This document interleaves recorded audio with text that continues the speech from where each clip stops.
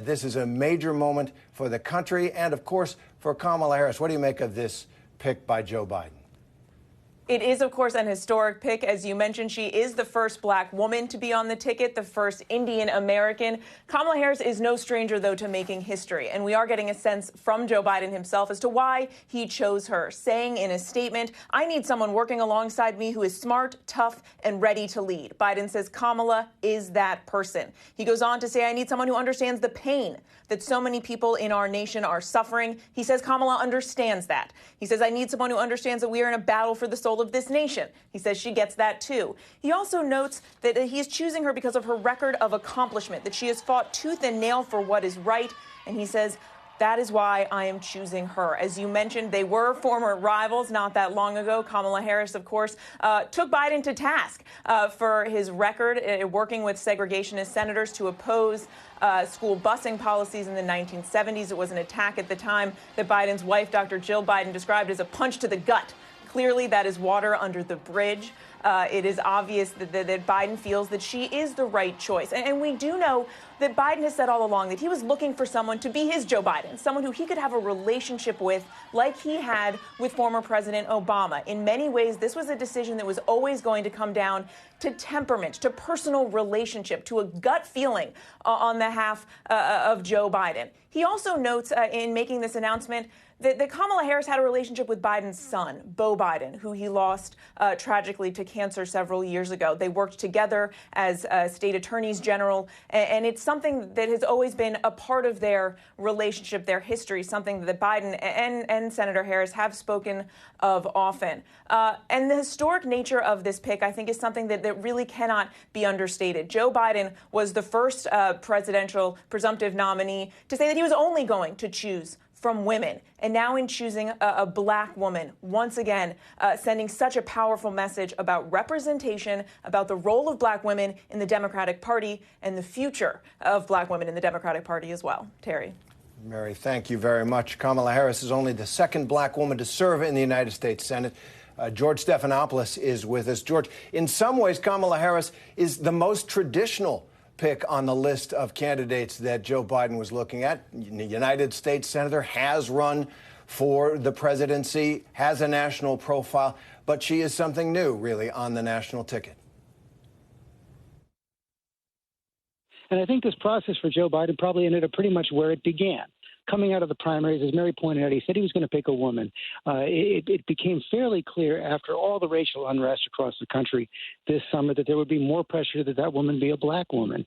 And the big question for Joe Biden all through this process, as he went through the interviews, as he went through the vetting, was could he get comfortable with Kamala Harris?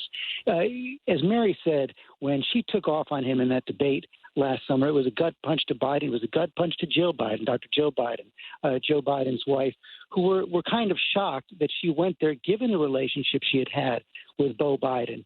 And then the question for Joe Biden through this process was going to be, can I trust her? Will she be a partner in the Oval Office? Will I have to be watching my back, or will I have someone who's going to be watching my back as vice president? And clearly over the course of this process, he ended up getting comfortable enough to say, she's going to be my pick. And you talk about historic choices, Terry, as the first black woman on a ticket. She's also in such she becomes the instant future of the Democratic Party, especially if Joe Biden wins in November. You saw Joe Biden and Bernie Sanders were the front runners for the Democratic nomination this time around, both 77 and 78 years old. Kamala Harris is from a different generation. She instantly becomes the leader of that generation of Democrats. And the presumptive vice presidential nominee, George, thanks for that. She is also the first member of her family to be born in the United States. Both of her parents were immigrants, and that is significant as well. I want to go to Rahm Emanuel, former chief of staff to President Obama, former mayor of Chicago, and former member of Congress. And Rahm, as you look at this, what does she bring to the ticket for Joe Biden? Well, first of all, I would like to make two side points away. One is Joe Biden's staff showed incredible discipline in this process, loyalty to the principle, not leaking it. That speaks volume for the White House in the future. Compare that to the President Trump, his staff is leaking on him like a sieve all the time. You need a disciplined, loyal staff, and I think his staff right now show that. That is a revealing part of this process. Two, I think they've played this incredibly well politically in the sense of having suspense all the way, dominating now the rest of the news through the evening and tomorrow morning. And while she's obviously the first person of color on a ticket, you know, one of the fastest growing voting groups for Democrats are people from Asia. Her descent is Indian, and that is going to play a major role in also solidifying a new fast-growing constituency in the American public. And I think her background as a prosecutor, attorney general, when you look at so much of the consumer reforms, type of political protections, environmental protections, tobacco protections on tobacco, et cetera, that comes out of that office. And I think when we all think about the gravity of politics of Washington, her political experience, her real bones were cut in local politics, not national politics. She's actually new to national politics. She has rooted in a progressive politics that is local and homegrown. And I think that will pay a huge dividend to the Biden administration so they never lose contact with what's going on in the rest of the country. And obviously California being not a big, big player in our national, not only national politics, where trends start are in California, both culturally and politically. Ram, thanks very much. It was a rising star in California, the district attorney in San Francisco and the state attorney general. I'd like to go to Yvette Simpson now, who's the chief executive for Democracy for America, a progressive Democratic organization. What's your take from your wing, if I may, of the Democratic Party? Kamala Harris has taken some flack for some of her choices as prosecutor and attorney general. What do you make of this pick? You know, a couple things. One, I think I want to take a moment to acknowledge the historic nature of this. You know, people don't always give progressives credit, but we do support racial and social justice. And the fact that he picked a black woman, an Indian American woman, to be his running mate is a big deal. And progressives are going to have to acknowledge that that's a major win for our country, particularly at a time like this when progressives are fighting right now for equality. I think the second thing is what we want to do is we want to win. And the reality is if you can't have an Elizabeth Warren, which we expected might not happen, one, because, you know, we weren't sure whether the politics would match with Joe Biden and whether the people around him would allow that. But also she's a white woman. And that at this time, there was a huge demand that there be a woman of color, certainly a black woman, considering what's going on in our country. And so I would say that if you had to choose someone that was not a progressive, but was a black woman, Kamala Harris was probably going to be the first choice. And I think she does have her roots in progressive politics. She was an endorsed candidate by Democracy for America when she ran for Senate years ago. Certainly, her criminal justice background has been a challenge. But in recent weeks, she has been one of the most outspoken people for justice for Breonna Taylor and George Floyd. She has been out there talking about what we need to do to reform our police department. And so if you had to pick someone who knows the police department and hopefully has a commitment to make sure that we restructure and reform our police department, I think she'd be a good choice. All in all, I think the choice was probably because we need someone who's going to complement Joe Biden. She is tough. She is strong. She is smart. She is ready on day one. And everybody is ready for that debate with her and Vice President Pence, because we know that that will be quite a brawl, because we know that Kamala Harris can bring it. So all in all, progressives didn't get our very first choice. We probably didn't get our second choice, but I think it is an important point to make that now we are making history with the first black woman, the first Indian American woman to be on the ticket. A historic choice, Yvette. Thanks very much. Yvette saying she can bring it on the campaign trail. Joe Biden certainly found out about that in the debate where Kamala Harris famously tagged him for his support in the 1970s for busing. I'd like to bring in Zoreen Shaw, our colleague at ABC News, who's really been covering Kamala Harris for a long time, for a year or so. So from that perspective, from that on-the-ground perspective, traveling with her, covering her, a couple of things. What kind of a candidate is she? You know, Joe Biden's a very familiar figure. Kamala Harris did run for president. But what does she bring on the campaign trail? And just what's she like? You've hung around with her quite a bit over the past year. Hi, Terry. You know, it was a historic campaign, and this is a historic pick for just the third time in history. A woman selected for the job for the very first time, a woman of color. You know, Biden said he was not basing his decision on any one thing. He said he was looking at a variety of factors, including if he thought the person could be president one day and if they were simpatico with his views of the world. Clearly, we know now that person is Kamala Harris. And of course, Joe Biden turning a former rival, Senator Kamala Harris, into his running mate. You remember that first debate. She went after him for his stance on busing from decades ago. And of course, now she endorsed him several months ago. She is now his running mate.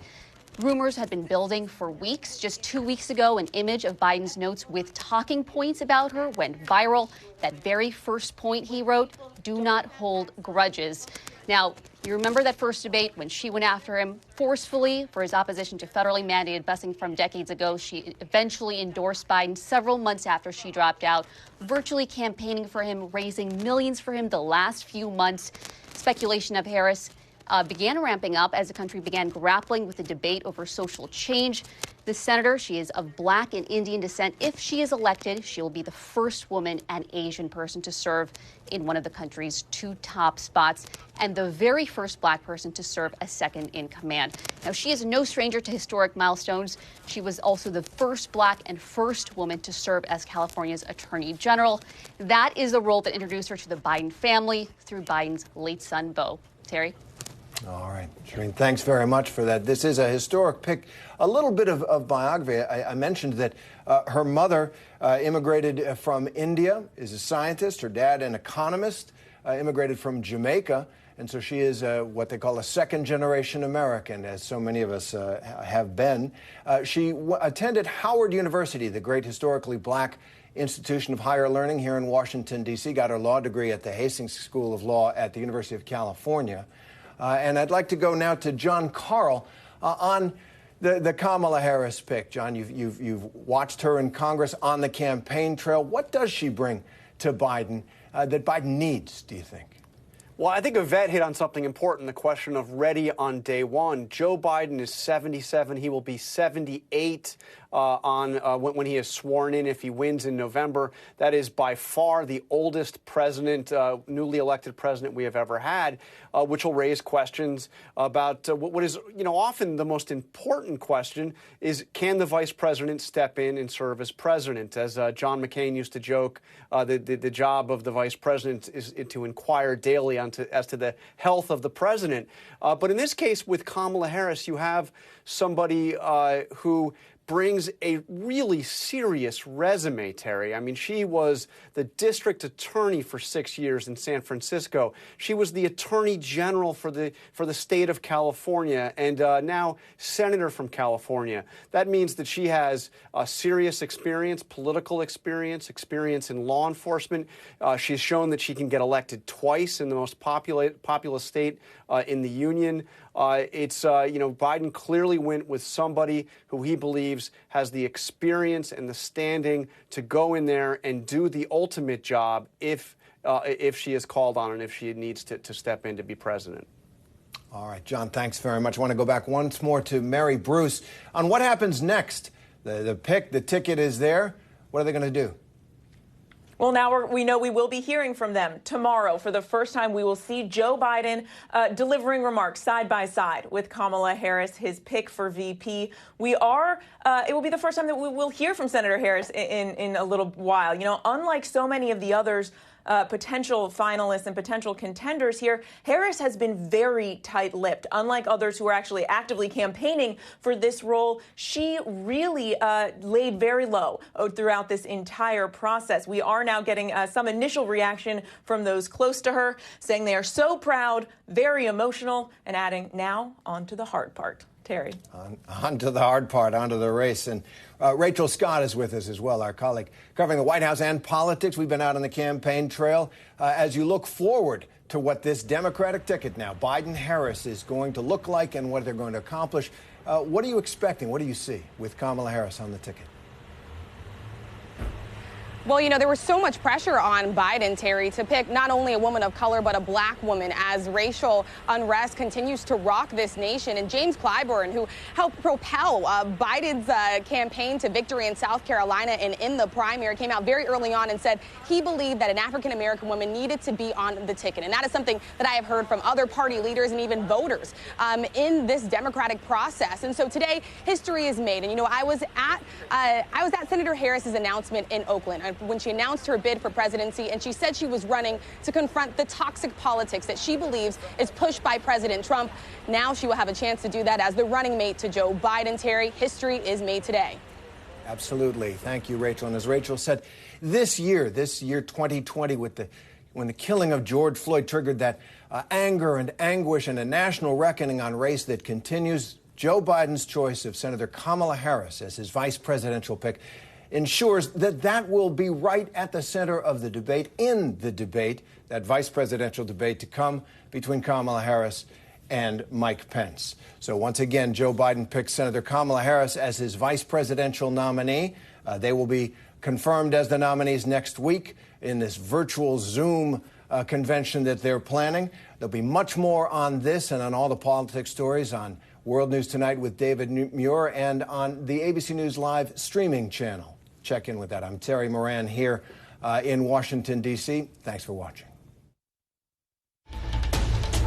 This has been a special report from ABC News.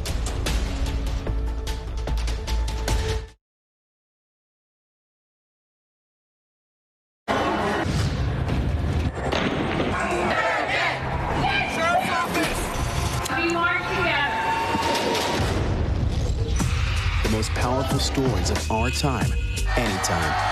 Nightline. Your mom said, comb your hair. Your dad told you, smarten up.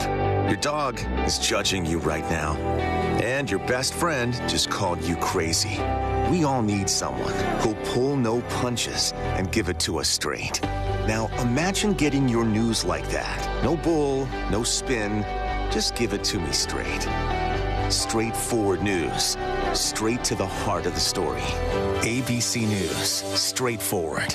What's the most innovative daily news podcast out there to listen to every day? Well, the Edward R. Murrow Awards say it's Start Here.